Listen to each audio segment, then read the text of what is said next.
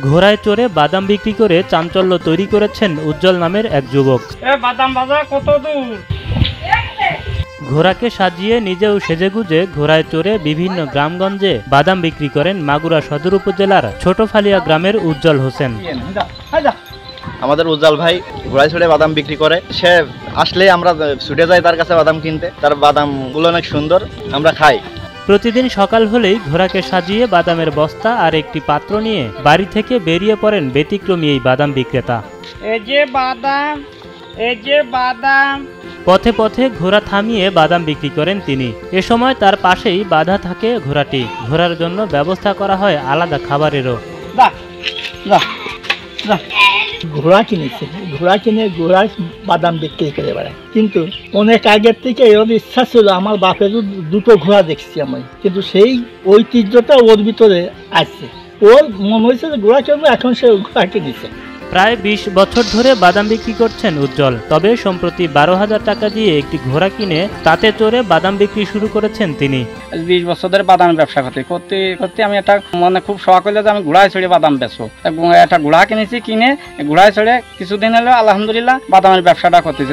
স্ত্রীর পরামর্শে ঘোড়ায় চড়েই বিভিন্ন বাজারে ও গ্রামে গিয়ে বাদাম বিক্রি করে আলোচনায় এসেছেন এই যুবক। আমার ওয়াইফ বললো যে এভাবে তো তোমার সংসার চলে না, তা তুমি এলাকে যে কোনো একটা ছোটখাটো ব্যবসা করো, আমরা তো গরিব মানুষ, বেঁচে থাকতে হবে। আমি এলাকে বেঁচে থাকার উদ্যোগে বললাম যে তাহলে আমি একটা বাদামের ব্যবসা করি, কম পুঁজি কিনে এনে হাটে বাজারে বিক্রি করি। 20 বছর ধরেই বাদামের ব্যবসা করতেছে, তারপরেও ভালো হয় না। তারপরে কিছুদিন পরে একটা ঘোড়া কিনলো। ঘোড়া কেনার পরে হাটে বাজারে বাদাম বিক্রি করে এখন একটু লাভ হয়। ঘোড়ার পিঠে চড়ে বাদাম বিক্রি করায় বিক্রি বেড়েছে বলে জানান উজ্জ্বল হোসেন। আগের থেকে দিনে 3 থেকে 4 কেজি বাদাম বেশি বিক্রি হচ্ছে বলেও জানান তিনি। ঘোড়ায় ছেড়ে বাদামের ব্যবসা করাতে আমার আলহামদুলিল্লাহ মোটামুটি সংসারটা ভালো চলতেছে। আগের থেকে খদ্দের পাতি অনেক আসতেছে, ভালোবাসে আসে, কেউ হাসি মুহি আসে, রহস্য মারে, এইভাবে বিভিন্ন ধরনের আসে আমার বলে মালটা কেনে। সে ঘোড়া কিনে বাদামের ব্যবসা করে দেয়। আল্লাহ যা মাপায় তাতে আমাদের সংসারটা চলে।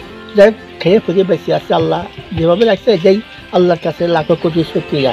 এদিকে ঘোড়ায় চেপে প্রধানমন্ত্রীকে বাদাম খাওয়াতে চান উজ্জ্বল। একই সাথে মাগুরা 1 আসনের সংসদ সদস্য সাকিব আল হাসানকে বাদাম ভেজে খাওয়াতে চান তার স্ত্রী।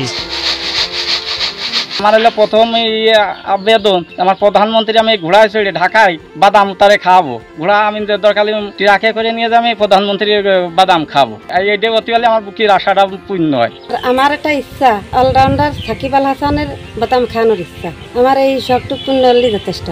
ঘোড়া কেনাতে খুশি উজ্জ্বলের পরিবারের সদস্যরাও। তার এমন ব্যতিক্রমী উপায়ে বাদাম বিক্রি দেখে উচ্ছ্বসিত স্থানীয়রা।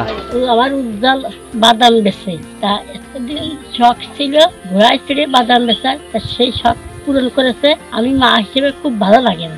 আমাদের উজ্জ্বল ভাই বাদাম বেচে, ভালো বাদাম, তার বাদাম খাই আমরা। সেটা ব্যতিক্রম ভাবে বাদাম বিক্রি করে ঘোড়ায় চড়ে।